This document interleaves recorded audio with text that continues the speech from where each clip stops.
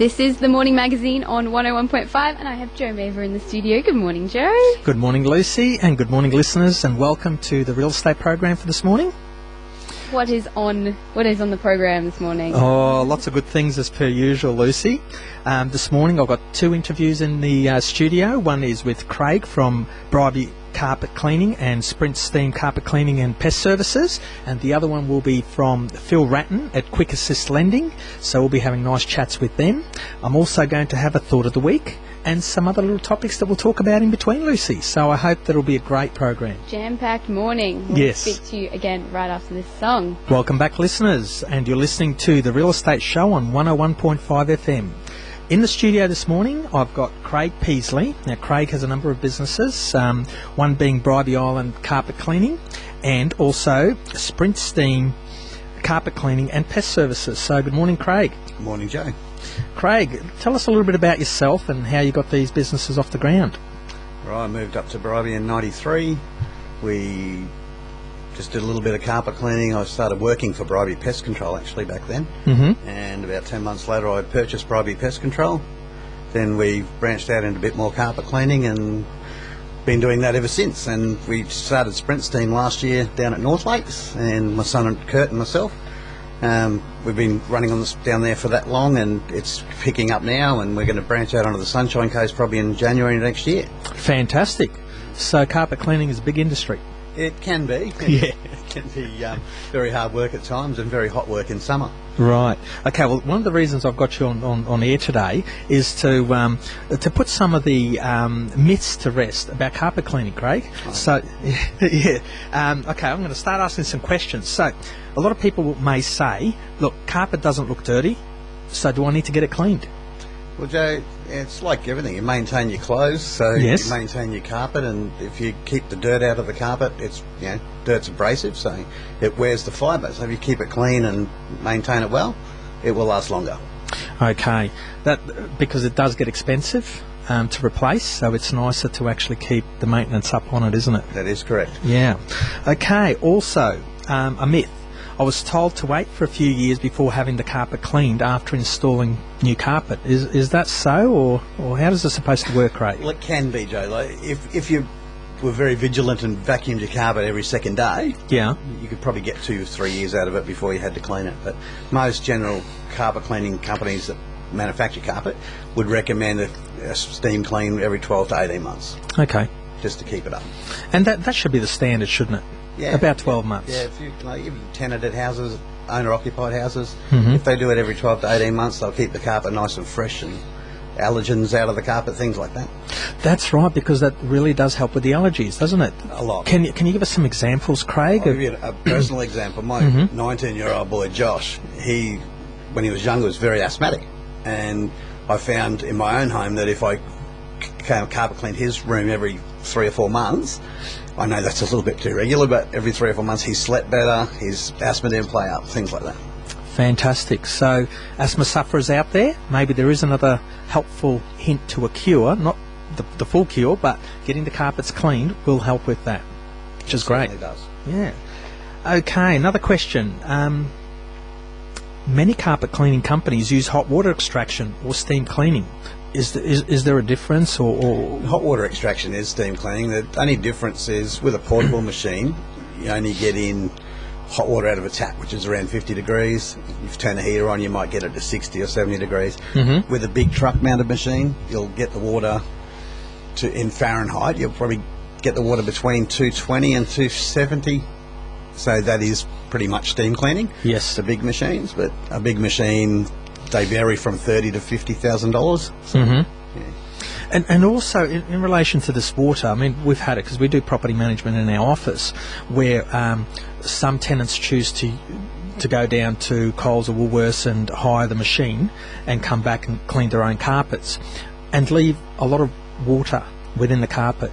Now, that isn't how it should be left, is it? Not at all, because if you leave a lot of water in the carpet, it may stretch. Right. It may brown. It does damage the fibre. You should not leave them that wet. No, my concern also is that it may breed bacteria and cause more damage than what it is really worth. So Yep, certainly. It bacteria will breed, and Right.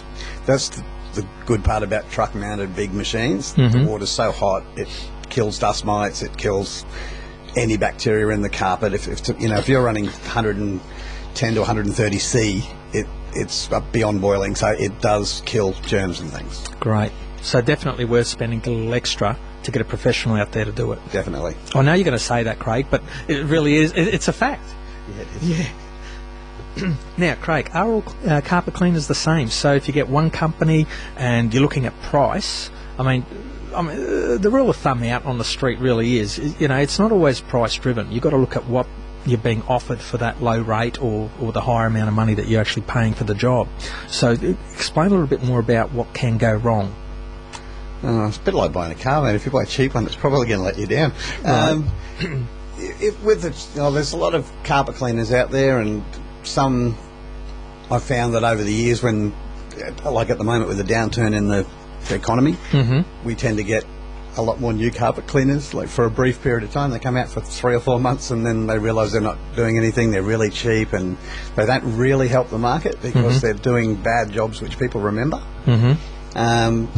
And I'm not saying that we've never done a bad one. I'm sure something's gone wrong. Yes. Yeah, we're all human. At one stage. But, if you get a quality carpet cleaner, you'll get a good result. It's a lot of it, like there's machinery, ability, chemistry. It's not just get a machine and wet the carpet and vacuum it out. It's not that simple. No, there's a lot more to it. There is a lot to it. Right. Craig, explain to us what other things are to it. So I know that there's, chemicals or, so you need to know about the machine that you're using. You need to know about the different chemicals that you're using within the carpet, because some are good, obviously, on some style of carpets and not in others. And then your abilities, so the longer you're in the trade, the more you'll learn. But, okay, just explain to us a little bit about the machinery, Craig. Okay. We use ProChem machines, which are the best machines in the world. They're Right. the biggest selling machine in the world. I stick with those because they're so reliable. They do such a good job, and parts are readily available, things like that. They're just an extremely good machine. Like my big machine that's in the back of my son's truck, it was $53,000. Wow. Yeah, it is quite a good machine. I've got everything from portables right through to truck mounts. Right. Yeah, so we can do high rises, everything. But the ProChem product is definitely one of the best on the planet. So you do get different quality chemicals that can be used that's cheaper and more expensive? A lot of people go wrong when they're not trained properly, and they'll use the wrong detergent on the wrong, like on a wool carpet, Right. without using a wool safe product, and it can create problems if they don't know what they're doing. Which comes back to training again. Like if you're trained well and you have good equipment, you should do a good job. Craig, does your company get called, to come back and do carpets again after a previous cleaner's been in? Regularly. Do you? Probably about 3 a week. Yeah, it's we do. As I say, mate, there are a lot of cheapy guys out there, and you get what you pay for. But it's pretty unfair that tenant has to pay twice.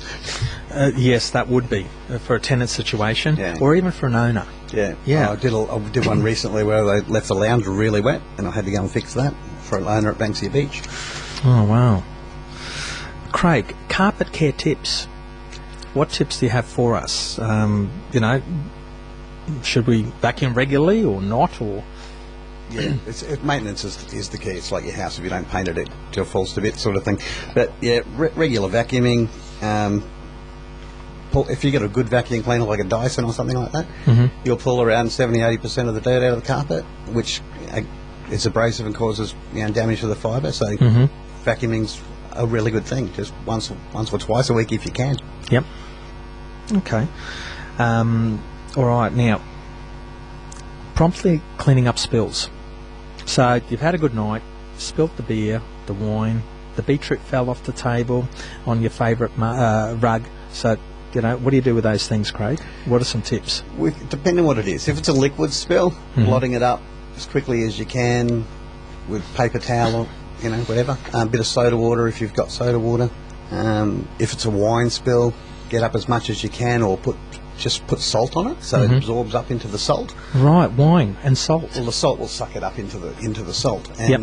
when it's dry, you can vacuum it off, and you'll get a lot of it out. Then call a carpet cleaner. Whatever you do, don't put dishwashing detergent to it, which is a big fault that a lot of people do. Oh, really? They'll get a cloth that chucks a bit of dishwashing detergent, and off they go, and it sets the stain. Does it? Yeah, it can. Okay, I wasn't aware of that. I mean, mind you, I try not to spill things, but it does happen. Mate, we've all spilled a few things in Yeah. that time. So the best idea on those spills is salt, and then vacuum up and call the carpet cleaner in. That's the way. Okay, great. Thank you for that. Now, how often should carpets be cleaned? Well, I would suggest every 12 to 18 months. Not any more frequently than that unless you have to. If you have a spill, obviously you have to have it done. Or if the dog comes in on a wet night and whatever. But, you do have to do it more regularly sometime. But it's like washing your clothes. The more you wash the clothes, the more you age the material. So you just try not to do it too much, and have it done properly and professionally. That's the whole ticket. Okay. Yeah.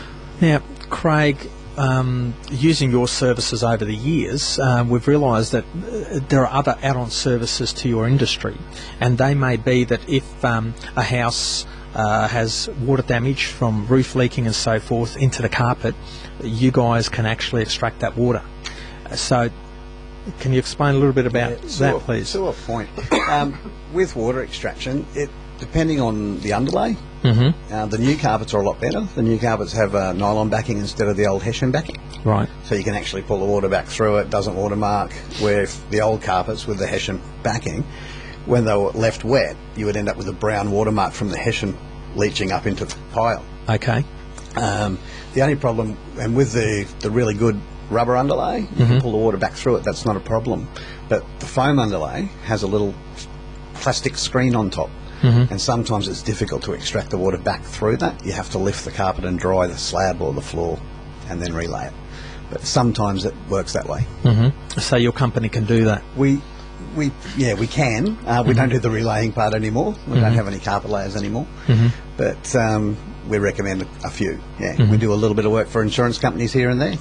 I recently had one for your agency actually, where there was a water leak in the roof. Yes. And the one of the bedrooms ceiling was sagging down. Yes. Yeah. So yeah, we do a little bit of it from time to time. What other add-on services are to your company or to carpet cleaning? Because, I mean, we pigeonhole people sometimes too much, and companies and businesses, but there are add-ons to that business that people may not be aware of. There's add-ons like upholstery cleaning, carpet protection, fabric protection, pest control. We often do rentals, exit rental ones that you have to do a cockroach treatment or a flea control. We do all of that. We don't do the termites anymore. We give that away back in about 1998.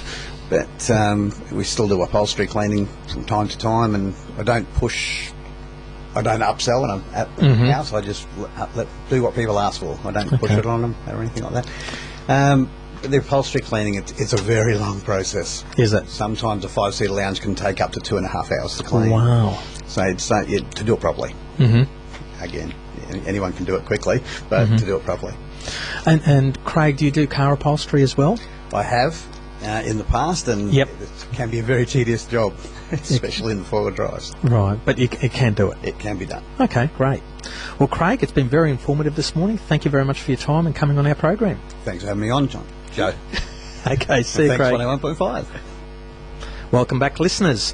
I thought that Lucy and I'd talk a little bit more about holidays. Last week we discussed about getting things ready financially for the holiday season over Christmas, but today I thought we'd talk a little bit about security and your house and or investment property and or properties. So you're planning, you've saved, you've got money in the bank, you're going on a holiday somewhere. What happens with your house at home? So, Lucy, I don't know what people do out there, but my suggestions are that if you're going away for a couple of days or weeks, make sure that you get to know your neighbours beforehand. So always be friendly to neighbours, and I don't know why people don't do it more often, you know. Neither do I. I like my neighbours. They're very Yes. good friends. But the benefits also are they're keeping an eye on your property from across the road, from beside you, in case of, the wrong people being there. And you do likewise for them. Exactly. I know. When we first moved into our property, and there was nobody, there were no neighbours around us, so we used to have to get relatives who lived far, far away to come collect our mail and water Yes. our plants. But now we're friends with all the neighbours, and we just go across the road when we go on holiday and just collect our mail after the week. It's great. I know, fantastic. Because, look, letters go into the mailbox, so you can't always see how many are there. But the junk mail and things like that, that can build up. The weekly newspapers can build up if they're not picked up off the driveway. And the wrong elements of our society, look for those little notes to see whether anyone is at home and whether they're going to try to burgle or whatever. So, again, keep the mail down, get to know your neighbours, ask them to collect the mail regularly for you so that it looks like someone is at the house.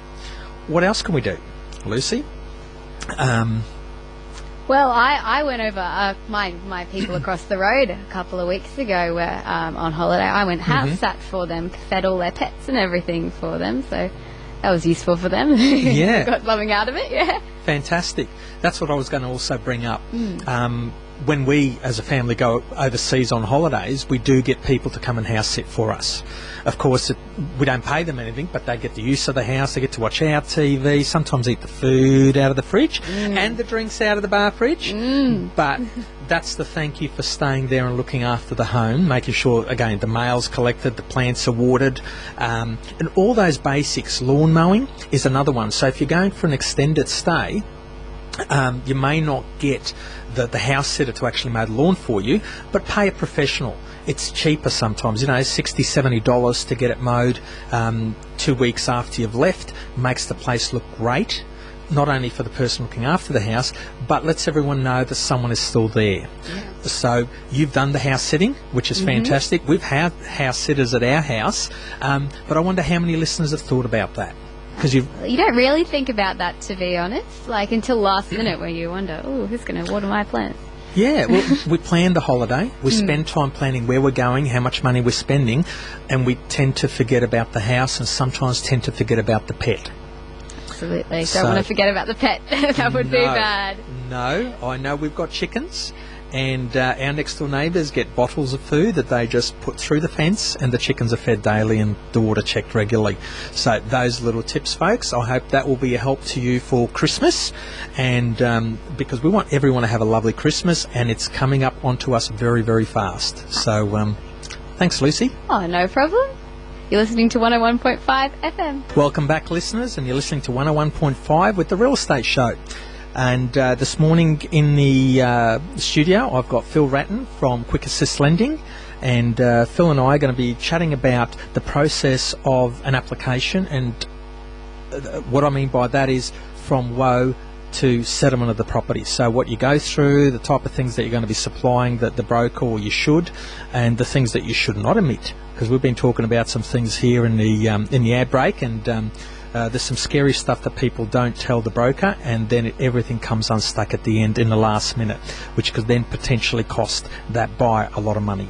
So welcome to the studio, Phil, and tell us a little bit more about yourself and Quick Assist Lending. Thanks, Joe. First up, I'd just like to talk to the listeners and just tell them we're going to talk about general advice. There's no legal advice, no accounting advice, so it's just general. Anything we talk about, check out with your accountant, check out with your solicitor. So, talking about buying a house, it can be a very, very easy process, or it can be a process of nightmares ongoing until the day of settlement. So my advice to the buyer out there, go and find a good broker to start with. People might think that's a backward step. Why wouldn't you go and talk to an agent? Well, you need to establish how much money you can borrow and how much you can afford to get into the house. So people might have a good income but no savings, or they might have the reverse. Both those issues impact on how much you can borrow, how much you can buy. Go to a good broker, be totally upfront with him. A good broker will ask you for all relevant information. Further, they will give you the evidence checklist from the lender that they select. You can go away, make sure you've got all that information, come back to the broker. He then puts an application to the lender for an approval in principle. Now, an approval in principle can be for 30 days with some lenders, it can be 90 days with most lenders, or there's one lender will go out to 180 days, 6 months. Wow. Once the buyer has got the approval in principle, he can then go off to the agent and say, I'm approved in writing, here's my validation. The agent knows he's not being mucked about, and then he can go and look at the market segment that best fits his lending criteria. Saves a lot of heartache up front. Right. I know that some of the pre-approvals out there are done very fast and not very thorough. So the buyer then is told that they can borrow, for argument's sake, $500,000, and in actual fact the real lending capacity is only $350,000. But sadly they've done a contract on a property for $450,000, which they're never going to be able to afford to buy. So what you're saying, it is crucial to go and talk to a professional that can ask all the right questions and make sure that the amount that you've been given by that broker is going to, or lending institution, is going to be a fair call. That's an excellent point you've raised there, Joe. I've seen numerous people come to me. I've been the second broker. I must admit I'd love being the second broker. And the best thing to do is to overestimate your costs and underestimate your income. So if you've got an income of $63,000, get the broker, or if you're going to the lending institution direct, get them to assess your income at $60,000. The lender will still make their own checks and balances, but if you underestimate your income, overestimate your costs, you can't go wrong. And again, when you get the broker or the lender to do a pre-approval, ask them to do a full credit check, ask them to do an employment check. The credit check, especially because you never know what's on your credit file. And we had a situation last week where a woman put in for a personal loan, not a mortgage, but a personal loan, and she had unknown history problems, which been brought about by her husband, who'd been less than truthful. So we were able to resolve those issues, but if you're on a contract with a time frame, Yes. it can be a major source of headache. So ask the broker, for the broker to get the institution to do a full credit check. The lender will still do a credit check just prior to settlement to make sure there's been no problems in the intervening period. And we actually had one of those earlier this year. A young lady was borrowing $450,000, was pre-approved, credit check, everything was sweet. Just prior to settlement, the lender did another credit check and she'd been hit with a $1,400 telco default, which, as it turned out, we were able to get removed with a lot of heartache because it wasn't her issue, but had been put on her credit file.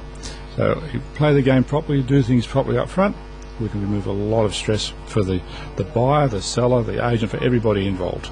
So it is important then that the person that is applying for the loan actually does say, look, I possibly could get a reminder notice on my rates, or I've been behind on this, because you can work with that, right? Whereas if they hide it from you and then it comes up at the end, days before settlement, that could cost that sale or that purchase. And as you know, time is money.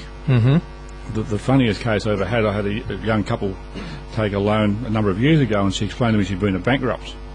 So we were totally transparent with the lender. We put up the full history of the bankruptcy, we put up the bankruptcy documents. The lender came back and said, thanks very much, we didn't know about that.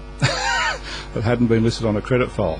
But for the goodness of the lender, because we've been totally transparent, now this is going back before National Consumer Credit Protection days, the lender still wrote the loan because we had been transparent. Different market now. Yes. But if you're transparent, you can take away a lot of issues at the outset. Once you've got your pre-approval, go off, find a good agent, an agent that you've seen around for a long time that has a good reputation, and the agent obviously is working for the seller, but the agent also has to ethically deal with the buyer and handle all matters in a ethical manner. You'd know about that. Oh yeah, we do that every day.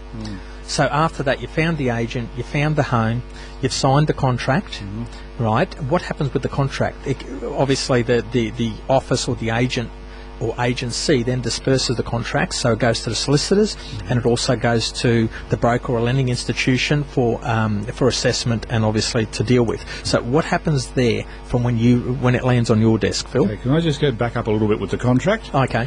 When the buyer gets the contract, can they ensure that their full name, not Joe Smith, if they've got a middle name, make sure the middle name's on the contract, because the names on the contract have to match the ID, driver's license, passport, other documentation. Make sure it's dated, make sure it's fully signed. If there's addendums, if there's additional pages to the contract, make sure they're there, because the lender will want to look at the covenant, want to look at any special conditions associated with it. But all those things can minimise the heartache when we put the deal up. Put the loan up to the lender. If there's holes in it, we waste time. Right. Reworks. So you've written a contract. Lands on your desk. We've got a pre-approval. We know everything's great. I submit. Now, in some cases, I can do a valuation up front. There are 4 lenders. without naming it, will allow me to do a valuation up front, and that just makes sure the numbers stack up, the property's acceptable. Depending on the val, it may well be that the lender will want to have a serious look at the valuation, but at least we know it's a deal. Okay, it's interesting you say valuation up front, because to me as an agent, if I'm being told that a valuation is being done on a property, to me that's saying that most of the paperwork has already passed the criteria for the lending institution where you're getting the money from, and the valuation is the last thing that they actually do. So to me that's saying, oh, we're almost there. But you're saying sometimes they'll do the valuation up front. Yes, lenders like us. There are 4 lenders out there in the marketplace, 4 major lenders, not the 4 majors as such, but there are 4 major lenders that like the valuation to be submitted with the deal, because it just saves time. The deal goes in, or the loan application goes in, they look at the numbers, we've got them pre-approved, right. All that heartache's out of the way, their employment history's sound, their credit history's sound, paperwork's clean, tidy, valuation's there. It should be just a rubber stamp. Sometimes it might be referred to the mortgage insurer because that's lender policy. Some of the lenders have delegated underwriting authority, which means they see the loan application, they see the security, everything's green ticks. And where we would normally ask for 21-day finance as a broker, if we can get the loan approved in 12, 13, 10 days, that's fantastic. If you go for a 14-day finance and you get to the 14th day and ask for an extra day, it's pretty unprofessional, and the poor seller thinks, oh, what's wrong with this? The agent thinks, what's wrong with this? If we get it done in 17 days on a 21-day finance clause, everyone's happy. Everybody's happy. And it is a process, isn't it? I mean, it needs to. It doesn't only hit one desk. It goes to multiple people at the lending institution, at your end. So it is a process. So if someone is sick in the chain of where the paperwork has to go, that could delay. So what you're saying is good sound advice. Give it a little bit longer for that finance approval rather than trying to be short. If we have a 21-day finance clause, I stipulate to the borrower the application doesn't go in until I've got what I want. Now, that might be a little bit arrogant by me, but the thing is that you put a loan into the lender, if there's a hole in it and they require extra information, that file will go to the bottom of the pile. So you've lost time. So you may as well wait up front, get everything that's required, put it in, knowing they may come back and want some additional information, but if you've put in the information that they've required in the first instance, you've done your job. They might just want validation of something else. It's important that they do that. The lender will then send out the approval, taking it the next step. Please, borrowers, listeners, when you get your loan docs, sign them. We've had 2 cases of recent times, one that you're aware of, Joe. Yes. Where the borrower in question sat on the loan docs for 3 weeks. Ran around like,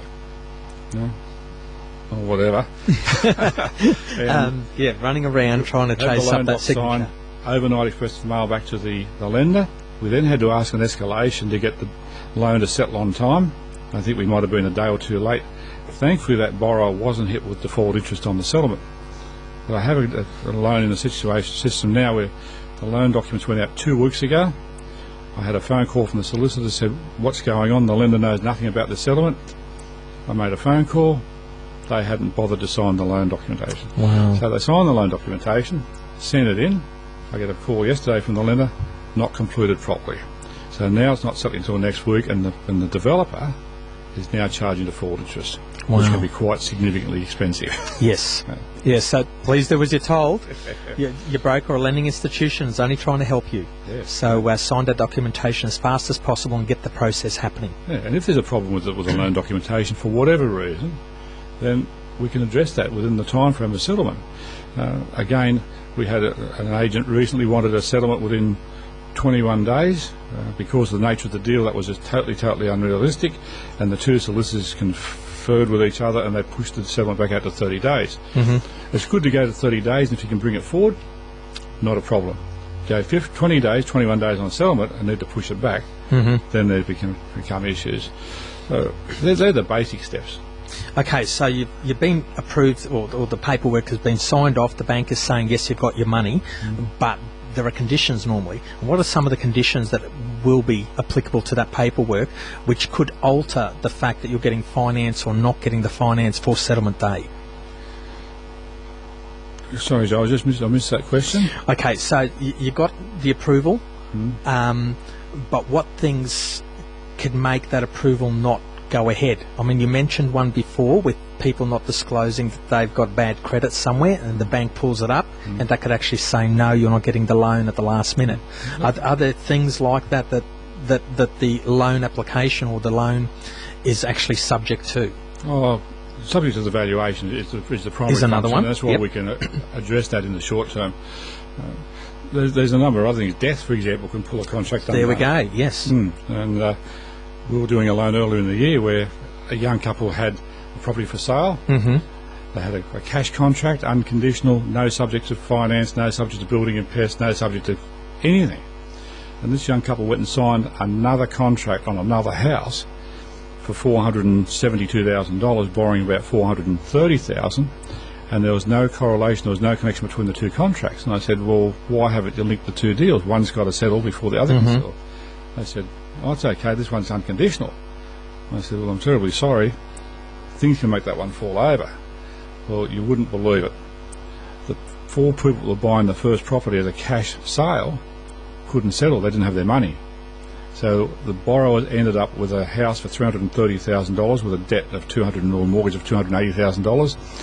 They had to settle on the second place for $470,000, borrowing $430,000.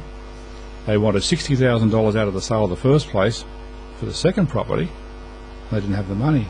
Thankfully, a very, very nice family member had a spare $70,000 sitting in a bank account. But the problem is that when you go to contract on property and there's a second property involved, make sure they're linked. Make sure that the second property can settle only after the first property settles. Right. And you would have seen that in your life, Joe. Yes, we have. Okay, so they're called contemporaneous settlements. So that way that the money is transferred out of one property into the other. So that's another reason, or another way a contract may not settle at the end, although the finance has been approved. You mentioned death. Any of the parties involved in the transaction, being the seller or the buyer, if they are deceased, that then changes the whole dynamics of all the paperwork, of the loans, of everything else, doesn't it, Phil? Oh, precisely. And I'm just in the process of writing a loan now for absolutely brilliant people. I've asked them for paperwork, they've delivered it on time, they've delivered the right paperwork, and it is the purchase of a deceased estate. And in that deceased estate there are 6 beneficiaries. Well, at any time during that whole process, if for some reason a person has an uncomfortable situation about the whole lot, they can basically pull that up. I know that's not the right thing to do, and I know it's a costly process, but realistically, until it's settled, the day of settlement, until the money's been transferred and all the rest of it, things can fall over. Okay, so we've got settlement day coming up. All the paperwork's in order, the money's ready, the bank's ready to settle. Settlement goes through. Is there anything else that happens after that with the paperwork or with the loan, apart from the fact that people have to pay the mortgage repayments? One thing I did fail to mention in the early part, that when the loan documentation is returned to the lender, almost all lenders now require the certificate of currency to show that the property is insured, that they are noted as the beneficiary in the event of fire or flood, whatever. We've had situations where people fail to send the certificate of currency back, it will instantly hold up settlement. And we just had a major lender now who's changed policy. They will allow the certificate to come in after the event. They now require the certificate of currency or the building insurance with the lender noted to go back with the loan documentation. A lot of the lenders now will bring up after settlement to make sure the borrowers are happy that everything's set up okay, the deductions from or periodical payments from various accounts are okay, to make sure that people are conversant with their web access, their online banking access. And also during the process, some of the lenders now will ring up the borrower to make sure they're totally conversant with what they're doing, to make sure the broker hasn't changed the numbers, to make sure that they're happy with their level of insurance. Lenders like to know that in the event of a party, one borrower, both parties having a trauma, that there's an income somewhere to protect not only the lender but protect the borrower, because the borrower doesn't want to be evicted from the property, the lender doesn't want to evict it, the buyer, because lenders are in the market to lend money, they're not in the market for real estate. And people have trouble with that. People say, oh, but the bank took this back or the lender took that back.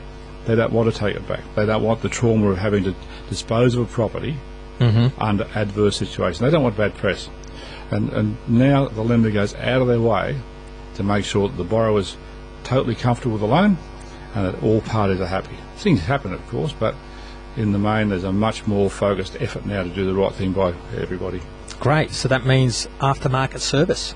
Oh, Yeah, so the customers purchase the product and they're getting service. Yeah, and the good thing too is that there's minimal broker conflict now, or channel conflict between the lending institution, the branch network and the broker network.